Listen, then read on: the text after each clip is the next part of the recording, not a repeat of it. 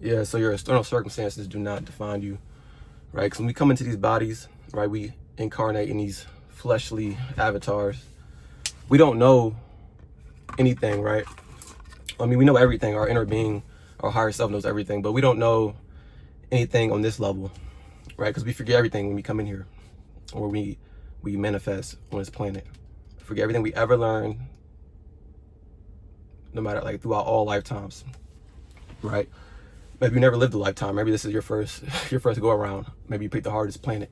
But what happens is we kind of look to the external world for a validation or for confirmation.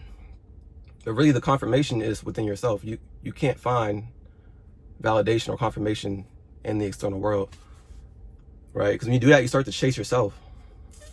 Because you are the validation, you are the confirmation of everything, because you are everything, right? Everything is you pushed out. So you can't look to the external for anything. Because when you do that, like I said, you kind of start to look for yourself. You start to search for your spiritual substance in the physical world, which is backwards. You can only find who you truly are, which is your spiritual substance within the world, and everything else will follow, right? That's why the Bible says, first seek ye the kingdom of heaven, and all things should be added unto you. But when you first seek the kingdom of heaven, right, which is yourself, because you are in heaven at all times, right? It just, if you see it or not, that's the question. Do you value it? Do you understand it, right? Because you are everything. Everything is you right now. So when you understand this, you know nothing in this external world, right? None of the appearances that seem to appear, right, whichever way they appear, depending on your perspective, is really true, right? You can count it as true if it fits your ideal state of mind, right? Then you can let it validate like that. You can put, what do you call it? I guess put value on it, right?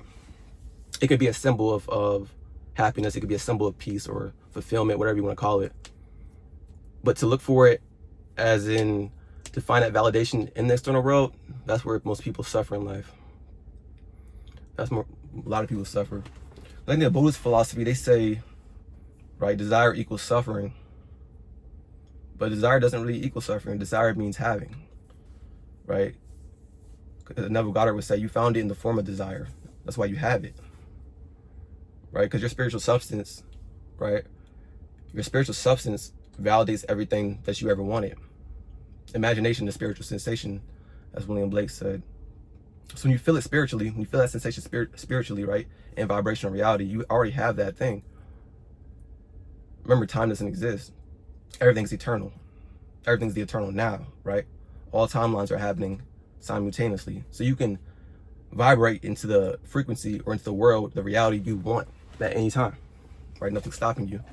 It's only thing that's stopping you is yourself, because you think you don't have these things, right? You think you have to get somewhere, go somewhere to find it, right? That's what the story has. The story of the acres of diamonds, right? He went out to go look for diamonds, because it was like a diamond rush, or wherever he was in Africa, I think. And the whole time he sold his house, went to go look for diamonds to find a fortune. And he had a whole diamond mine basically under his house, or right on his property, filled with a fortune of diamonds, right, in a river. And that's really symbolic for everything in life, because a lot of people do that. They go searching for what they already have, because it's already within you, right? Your subconscious mind can bring you whatever you want, but it's subjective though. You have to catch the feeling first before it can do the work. You have to really feel it. You have to have faith, right? I on this level, my being can do nothing. The Father in heaven, the subconscious mind, he doeth all the work.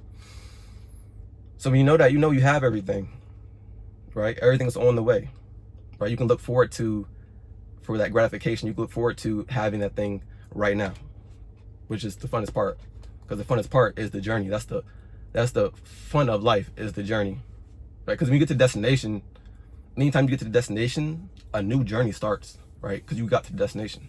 You're not going to stop at any one destination, right? You're going to keep going. You're going to keep going until the universe says no more. right? At least in this physical reality. But even when you leave this physical reality, you still have all those things, right? Because you're rich as in spirit. You're rich in spirit. You're eternally rich, eternally wealthy, eternally happy, eternally peaceful, right? Wherever you go. Even go into another lifetime, you'll still have those things, right? Because your soul doesn't lie. Your soul carries all your karma, or your whatever it is, right? Your past traumas. That's why some people incarnate into poor families, or some people incarnate into rich families, or whatever it is. Because that's their past subconscious beliefs. That's how they feel about themselves subconsciously, at least in their soul, their spirit. So they manifest according to your subconscious beliefs, according to their subconscious beliefs. And it's up to you in this lifetime to remember who you truly are, and to vibrate on the level of what you deem fit, what you deem ideal. And you have that reality, you have that life. And when you pass, you will still be that person in spirit, right? Because the material things are just a shadow of the real world. The real world is spirit, right? The material things are just a shadow, right? But people kind of chase the material to get the spiritual sensation, right? Because they only want those things to get that feeling of security, of happiness, of whatever they want, right? Of love, right? Whatever they're looking for. But that feeling is within you, right? And when you get that feeling, then the external world will reflect it, right? Because the world is a mirror to you. And when you realize that, you realize you have everything in the moment. And the external world does not define who you really are. It's your spirit that defines who you truly are. And the spirit is the only thing that's real, no matter what anybody says. But that's all we wanted to talk about for today. It's a good day. Just had a gym workout. And about to go play poker. So yeah, I'll see you.